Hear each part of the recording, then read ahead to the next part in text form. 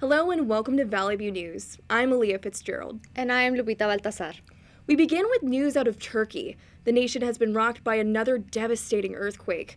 A magnitude 6.4 aftershock hit the country near the Syrian border Monday night, killing at least 3 and injuring hundreds. It comes just days after a 7.8 earthquake killed more than 46,000 people. Turkey's disaster management officials are warning people to stay away from the coastline. The country's vice president is telling residents to avoid areas with damaged buildings. In light of the deadly earthquakes in Turkey and Syria, some Californians might not feel prepared for when an earthquake strikes here. Valley View News' Isabella Warren spoke with specialists across the state about what steps residents can take. Earthquakes, a common phenomenon for Californians. But when one hits, will you know what to do?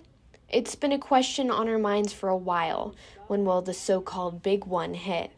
Caltech in Pasadena has educated Californians for years on how to stay prepared.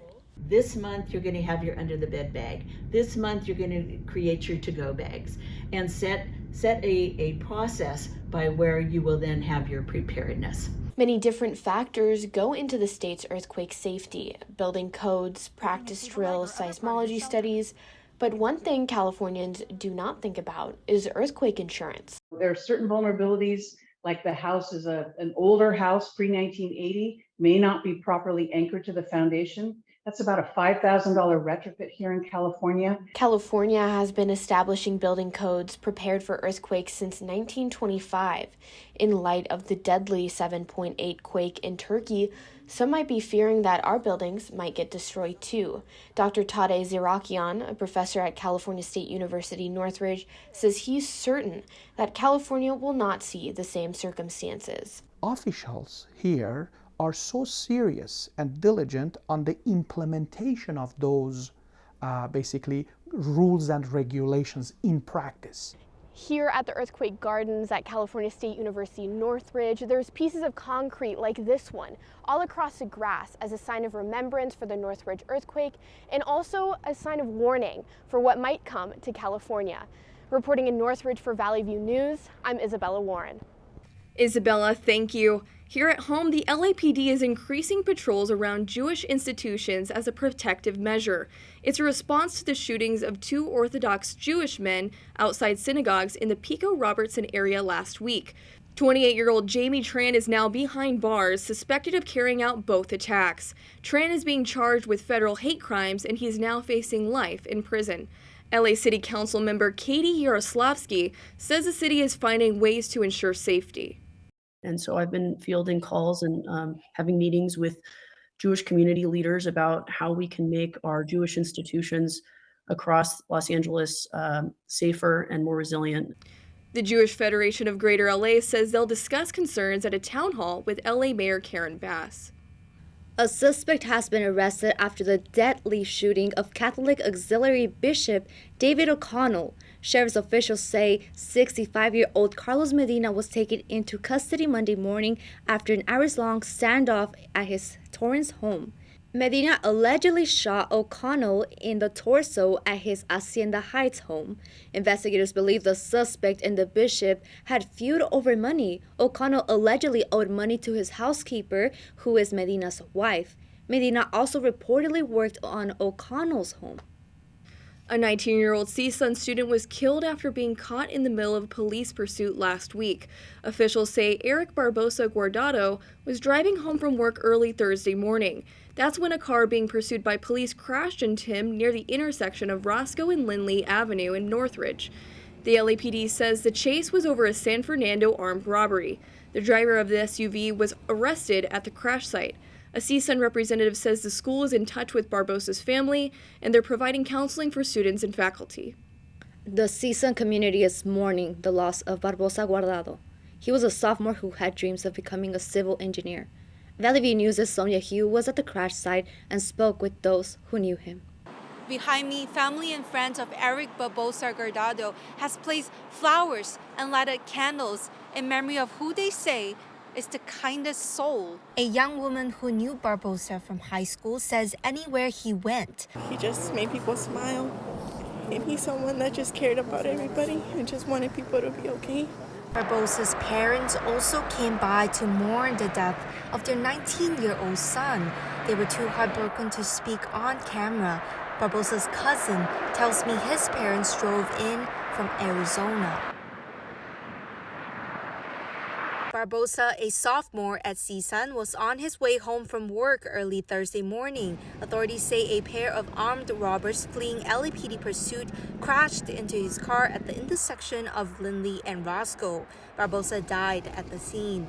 Muhammad Hassan, who was nearby, says he heard a thunder-like sound and immediately called 911. And then I run across to make sure everything's okay, and there's already people here. And they're like, yeah, nobody's in the car, but apparently somebody was in the car. I later found out somebody died right away, or at the accident, and I was wondering, like, if I looked inside, would I have been able to maybe pull somebody out? Hassan says accidents occur at that intersection all the time. Every single night I hear some car screeching.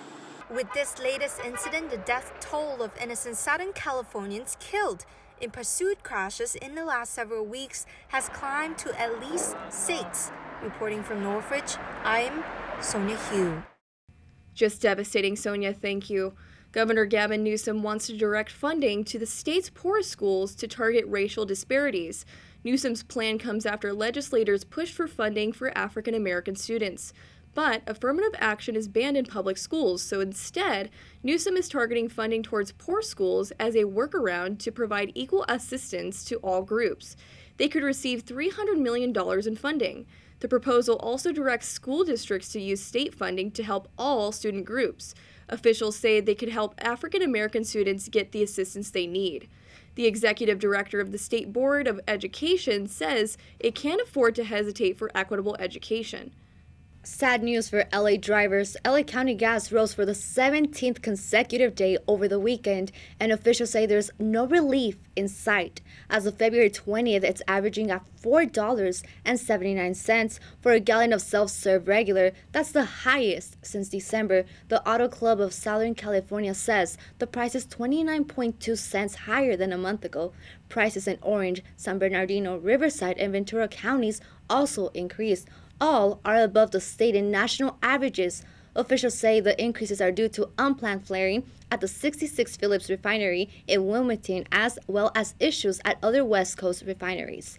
We can expect high gas prices through the summer. Natural gas prices are also on the rise. They're resulting in high monthly utility bills. Fortunately, a few government programs are available to reduce gas utility costs. Officials say the California Alternative Energy Rate Program reduces natural gas rates by 20% for eligible households. The federal program offers one-time grants to help customers pay for their gas and electricity bills. People who receive welfare services and those who are at a federal poverty level are eligible. For more information, you can head to benefits.gov. Culver City is the latest in Southern California to ban homeless encampments. The ban spans the entire city. Those who erect tents will receive citations. Those against the move say it would displace homeless residents who prefer to live outdoors. The ban comes as LA City Council voted to enforce the anti-camping ban in the West Side and parts of North Hollywood. There is no enforcement date for Culver City tent ban, but it will be in effect when more interim and permanent housing options are available. The Los Angeles Homeless Services Authority says there are roughly 69,000 people experiencing homelessness in LA County. Brace yourselves, CalFresh benefit recipients. About 3 million California households will see a decrease in their benefits next month. The federal government is stopping pandemic-era emergency funding for food stamps. Starting in April, those receiving $281 a month through the program are expected to get as little as $23 a month. Since March 2020, households got at least $95 per month on top of their regular benefits. The temporary increase was approved by Congress in response to the coronavirus. The funds will end because of a congressional spending bill that passed in December. Now take a look at this. A warning for CalFresh and EBT users. There have been reports of scammers using people's personal EBT information to cash out at ATMs. Valley View News' Maximus Osborne shares more details about the scams. Whether it's from a big chain market, a local mom and pop store, or farmers markets like this in Westwood, it's no doubt that groceries are essential for everyone. Programs like EBT and CalFresh are usually available for those in need of financial assistance. Jasmine White works at the farmers market. So we help educate people about EBT. I think at the beginning of the month we see the most of our EBT customers, but yeah, we do definitely see a lot. California has seen a lot of EBT scams in recent years. In Los Angeles County, officials say nearly $20 million in EBT benefits were stolen in 2022. Authorities say scammers are using cloned EBT cards to steal money and information. The scams can devastate residents who rely on the benefits. Gelsi Ayala works at one of the produce stands. Yeah, it does make me feel sad. It's food, you know, they need it. They need it, and for someone to just steal it, like, they should do something about it so they're not able to be, like, scammed that easily. There's a push in the state to upgrade EBT cards to the chip or tap technology that is now standard on most credit cards. Officials believe it will result in more secure transactions. Vilma Gutierrez also works at one of the farmers market stands. She tries her best to give back to those in need. I grew up looking at my mom donate a lot of the product, so I'm like kind of following on her footsteps. Over 5 million Californians rely on EBT and CalFresh programs for their groceries. Reporting from Westwood, I'm Maximus Osborne. Maximus, thank you. A bill in the California legislature could provide debt relief for veterinarians helping pets in underserved areas. The Public Interest Veterinary Debt Relief Act was introduced in the state assembly last week. It could provide up to $150,000 in student debt relief to licensed vets who agree to work with animals in California animal shelters or in underserved communities. The bill is endorsed by the San Diego Humane Society, and it says a vet shortage is leading to the loss of life for pets. A bill introduced in the California legislature could raise pay for low to moderate income people on jury duty. Assemblyman Phil Ting introduced a bill to pay qualifying jurors $100 a day, up from just $15. The increase would apply to those who make less than 80% of the median income where the court is located. Those compensated for jury duty by their employers aren't eligible for the pay increase. It's time to pop some balloons, Mylar balloons at least. They are now banned after Governor Gavin Newsom signed AB 847 into law. Lawmakers argue they can cause wildfires and power outages.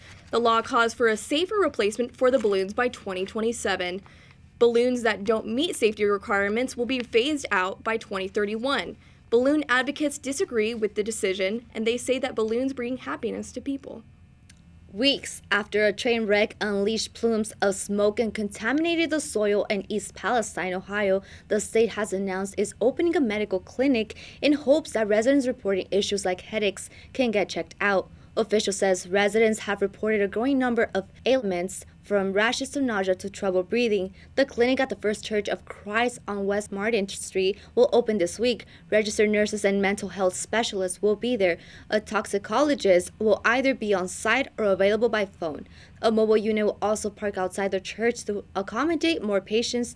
The U.S. Environmental Protection Agency says there has been no dangerous levels of contaminants in the air or water supply. More to come on Valley View News. North Korea has fired missiles in tests condemned by its neighbors, and the Taliban government has a plan to mitigate its economic crisis.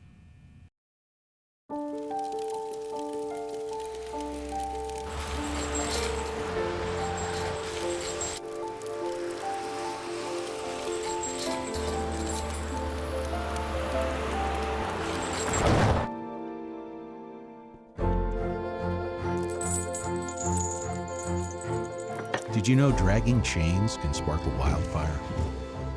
Only you can prevent wildfires. Dear moms and dads, what you have achieved here today is going to help us and our futures. It is why we are coming up on stage to collect your diplomas. You know it's true. Mom, we love you always. Everything I do. When you graduate, they graduate. Visit finishyourdiploma.org to find free and supportive adult education centers near you. Welcome back, and let's take a look into international news with Tom Legrand, who's in our Digital Media Center. Tom, some developing news out of North Korea? Yes, Aliyah, more on the North Korea situation in just a few moments. We begin with President Biden making a surprise visit to Kyiv, Ukraine, as the first anniversary of the war against Russia approaches. Biden met with Ukrainian President Volodymyr Zelensky in a display of Western solidarity. The country is still fighting what he called a brutal and unjust war. The president promised $500 million in military aid in the coming days. The White House alerted Russia of the president's trip hours before his arrival. Air raid sirens were heard during his trip as a Russian fighter jet was taking off in Belarus. Republican lawmakers have criticized Biden for his visit, saying he is not worried about the problems at home. Officials say North Korea launched 2 ballistic missiles into the waters off its coast of the Korean peninsula. North Korea is calling it a super-large multiple rocket launcher exercise. Both were fired early Monday morning. North Korea leader Kim Jong-un's sister warned of more to come unless the United States halts military drills with South Korea. The launches come just 2 days after North Korea fired an intercontinental ballistic missile into the Sea of Japan. It prompted the U.S. to hold joint air exercises with South Korea and Japan. The South Korean Defense Ministry says Washington and Seoul are also expected to hold nuclear tabletop drills this week at the Pentagon. Police have found a body in the search for a missing UK mom. Authorities say a body was recovered from a river near where Nicola Bully went missing. The body has yet to be identified. Bully disappeared on January 27th. Police say she was last seen walking her dog after dropping her 2 children off at school. Afghanistan's Taliban government will turn foreign military bases into business zones. The changes will start in the capital of Kabul and the northern Balk province. It comes after foreign forces withdrew from the country. Afghan officials say the nation's finances are taking a major hit. It is estimated that Afghanistan has lots of natural resources, including oil, but many of those reserves remain untouched because of decades of unrest. In the Digital Media Center, I'm Tom Legrand, sending it back to you in the studio. Tom, thank you. Back here at home, a decision by the World Surf League to allow trans women to compete in the women's category is making waves. Valley View News' Zena Taher has more on the controversy. In the middle of a chilly weekday, Zuma Beach in Malibu is pretty empty.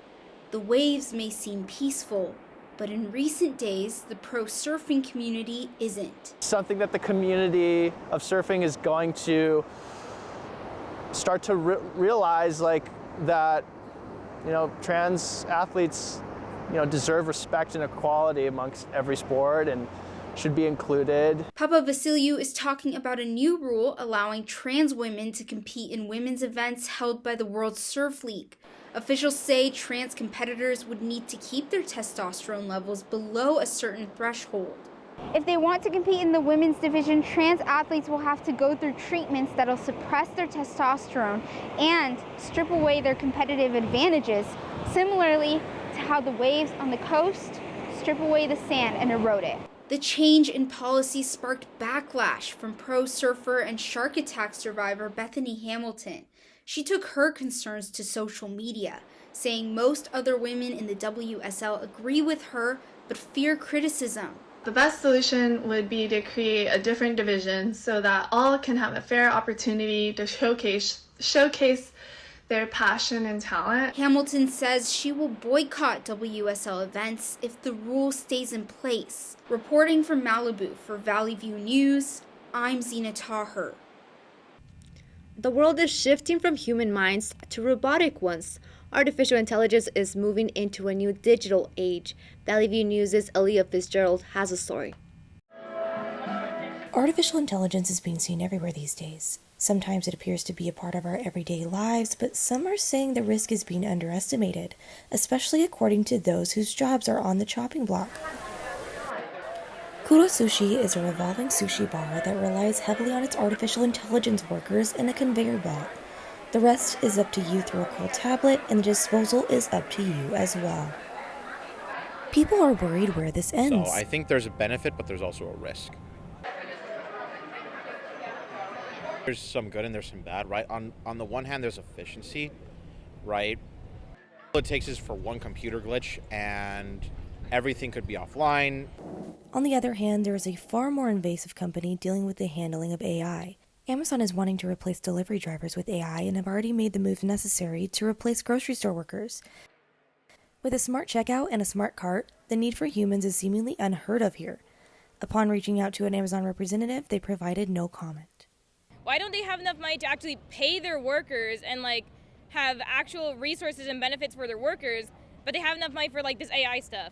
Just now, I was able to go into this Amazon Fresh store and buy this box of fruit snacks without even speaking to an employee. Some might find it convenient, and others might find it concerning. From Northridge, I'm Aaliyah Fitzgerald for Valley View News. Thank you, Aaliyah. Great story, by the way. Thank you. When we come back, India welcomes a cheetah family. Also, Ryan Seacrest says goodbye to a talk show. Stay with us.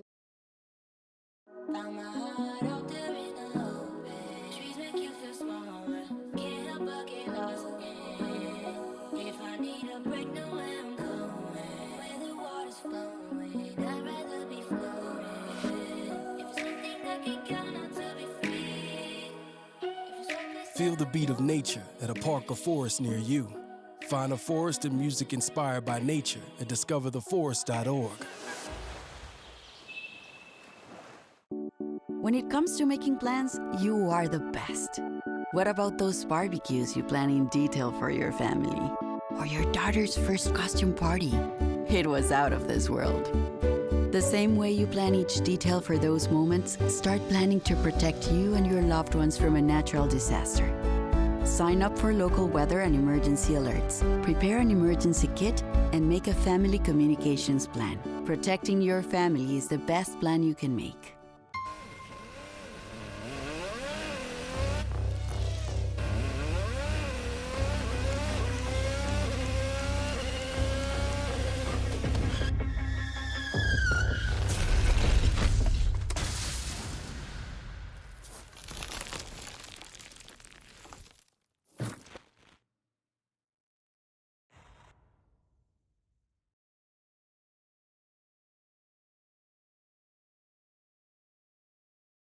Welcome back. Onto some sad news. Actor and comedian Richard Belzer has died at 78.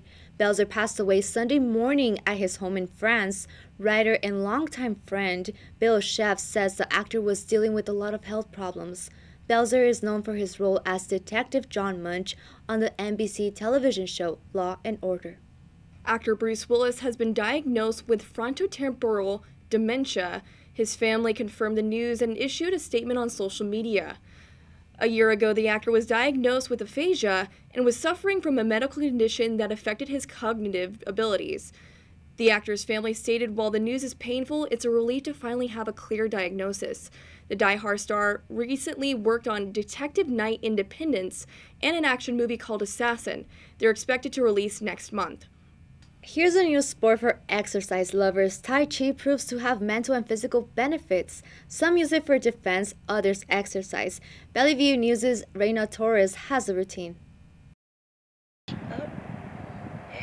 6 along the sides. Tai Chi is an ancient practice with graceful meditative movements of exercise. Tai Chi instructor Angie Serra says any movement is a good movement to stay in connection with the body. A Tai Chi is a great way to get in touch with that. You'd be like, oh, I haven't been with that part in a long time, or I haven't been with my heart in a long time, or I haven't moved my ankles for a long time. Turn the right toes in. Chris Walter is a retired nurse. She decided to try out a Tai Chi workshop to stay healthy. And if people would just do moderate exercise, moderate eating, healthcare in America would be cheap. A new University of Hong Kong Chinese Academy of Sciences and UCLA studies show that Tai Chi has several beneficial effects similar to conventional exercise. It reduces waist, circumference, and middle-aged and older adults with obesity. It also revealed that the mind-body practice, which originated in China, helps treat and prevent many health problems. It has helped Maria Span to recover from COVID-19. I was pretty ill. I couldn't walk. I was in a wheelchair with oxygen, and I started the classes, and you see me now. It's been 2 years. Incorporating exercises like Tai Chi help maintain the physical health and well-being of an individual to release and reduce stress and anxiety in the body. Reporting from Long Beach for Valley View News, I'm Brina Torres. 12 cheetahs from South Africa just called India their new home. They will join 8 others arrived from Namibia last year. The cheetahs flown in from South Africa will be released into Kuno National Park in India's Madhya Pradesh state. This is part of India's plan to reintroduce the big cats into the country after they went extinct in 1952 due to hunting and loss of habitat. India hopes importing African cheetahs will help conserve the country's threatened and largely neglected grasslands. Famous broadcaster Ryan Seacrest says goodbye to Live with Kelly and Ryan as co-hosts alongside Kelly Ripa. The announcement was made this week during their morning talk show. He's calling his decision bittersweet. Seacrest originally agreed to 3 years of the show, which turned into 6 years. He will be leaving his position in the show in the spring.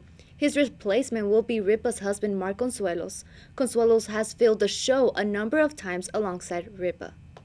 Rapper and actor Ice-T was honored with a star on the Hollywood Walk of Fame on Friday, a day after his 65th birthday. The rapper was joined by his Law & Order Special Victims Unit castmates. Ice-T is a 2-time Grammy winner and 4-time Grammy nominee. His OG Original Gangster 1991 album is considered one of the most influential albums in the gangster rap industry. Actress Rebel Wilson is engaged. She announced the news on her Instagram page. The Pitch Perfect actress is marrying the founder and owner of the brand Limon de Limon, Ramona Arguma. The newly engaged couple wear matching pink sweaters at Disneyland. They welcomed their first via surrogate in November. And on to some sad news. Ghana international soccer player Christian Atsu passed away after this month's 7.8 earthquake in Turkey. Search teams recovered his body after 2 weeks in his 12-story building located in the city of Antakya, where the earthquake hit the hardest. A day after the earthquake, there were reports Atsu was rescued. However, it was a mistake and the player was still missing. Atsu also played for English Premier League clubs Chelsea and Newcastle. NASCAR racer Ricky Stenhouse Jr. won the Daytona 500 on Sunday. The win was unprecedented as the race went into overtime twice, pushing the race to 212 laps and 530 miles. The race was only scheduled for 200 laps. Before the win, Stenhouse Jr. was also on a notable 5-year losing streak. It was also the first Daytona 500 win by a team co-owned by an African-American man and woman. As many expected, Ant-Man and the Wasp: Quantumania dominated the domestic box office in its opening weekend, and it is set to keep dominating it for the next few days. It collected a whopping $118 million through its first 4 days of release. The movie reunites director Peyton Reed with actors Paul Rudd and Evangeline Lilly. Internationally, the movie could earn anywhere from $130 million to $190 million. Who's your favorite Avenger? Is it Ant-Man? No, it's Black Panther. I respect that. Yours? I like Captain America. Just a Captain America girl. Well, that's all for us at Valley View News. I'm Aaliyah Fitzgerald. And I am Lupita Baltazar. For stories any time of the day, go to our website, CSUNValleyView.com. Thanks for watching.